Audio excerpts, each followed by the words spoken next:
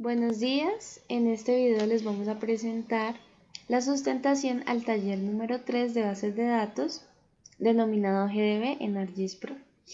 Bueno, primero creamos en nuestra GDB tres datasets principales denominados municipal, rural y urbano. Entrando al primero de ellos podemos ver las capas.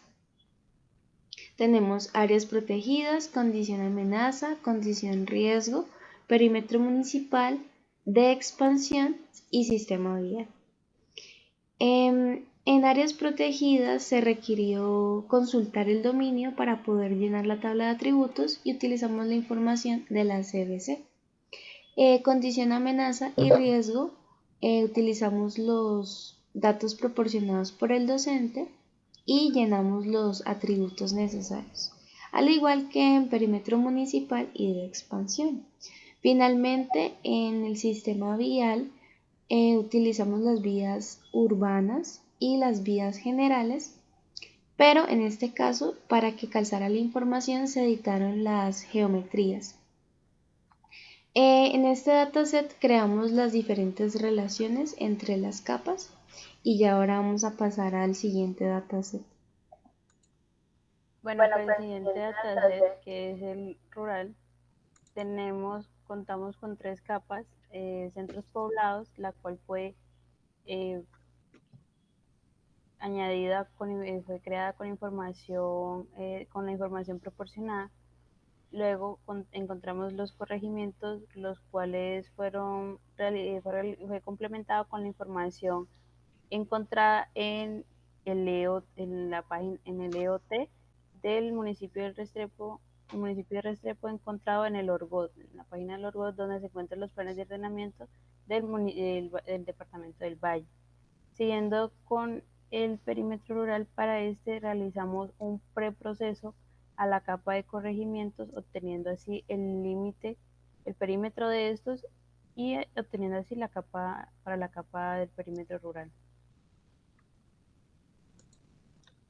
Siguiendo con el último dataset, el cual es el dataset del urbano, contamos con 5 capas, las cuales son barrios, espacio público, infraestructura de servicios públicos, inventario de equipamientos y perímetro urbano.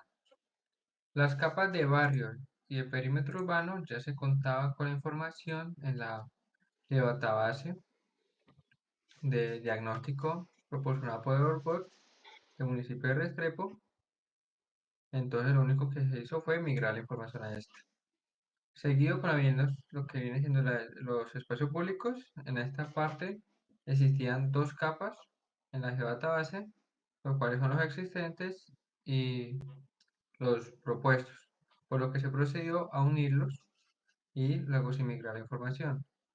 En el caso del inventario de equipamientos, estos ya prevenían la información en la geometría de polígono, por lo que se hizo primero un preproceso, el cual fue convertirlos a puntos y luego para ya así migrar la información. Y finalmente, con la infraestructura de servicios públicos, se contaba en la base de datos propuesta por Orgot la información de los servicios públicos separados en energía, alcantarillado, acueducto, en diferentes capas, por lo que se procedió a unirlas e migrarlas al servicio, a la capa de infraestructura de servicios públicos.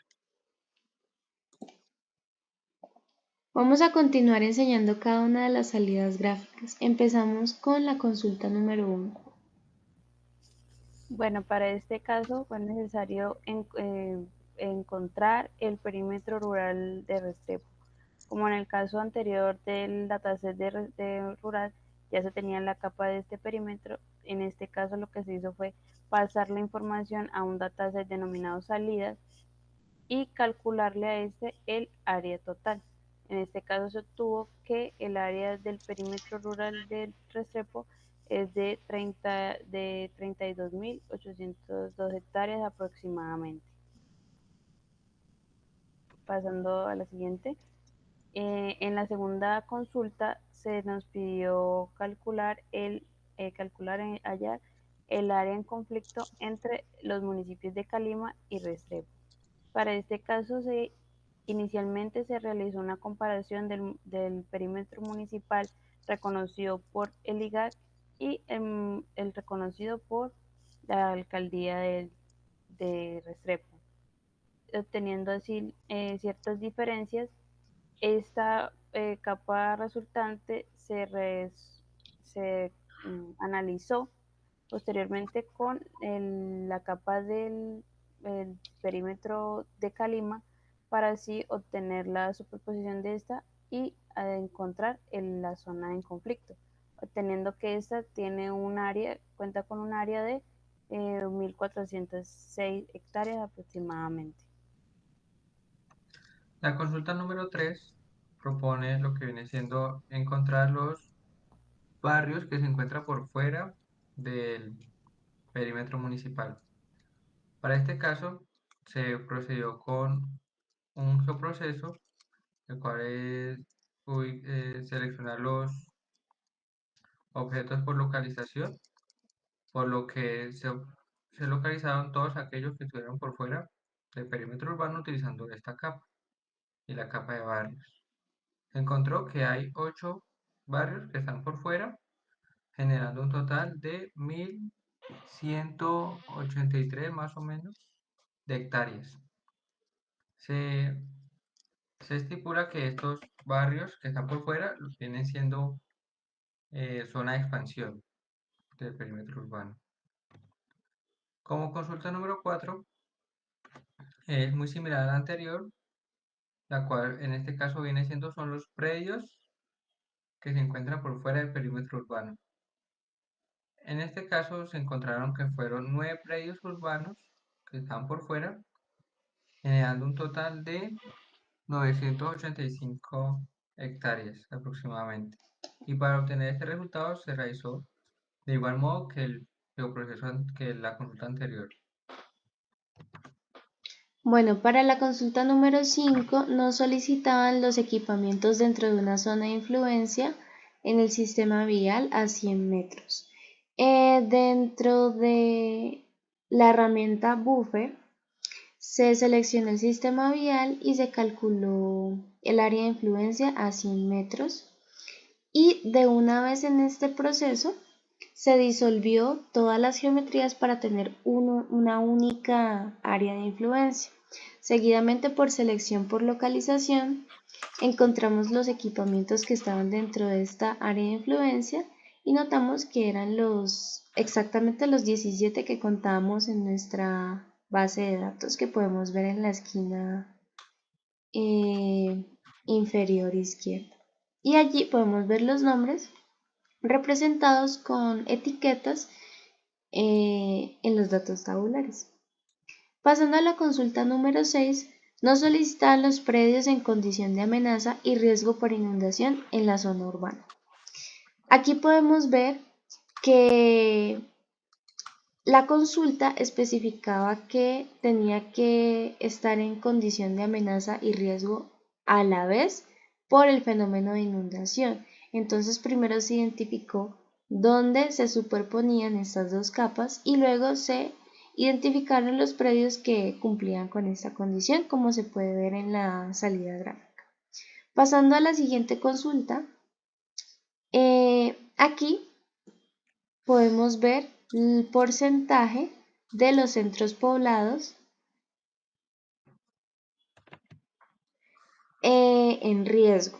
Entonces primero se seleccionaron los centros poblados, se intersectó con la capa condición de riesgo y nos generó los polígonos de estos centros poblados que estaban en riesgo, que se pueden ver en el mapa de color rojo. Seguidamente, en esta misma capa resultante, se calculó el porcentaje teniendo el área total del centro poblado y el área en riesgo, como se puede ver en los datos tabulares de igual manera. Vamos a la consulta número 8.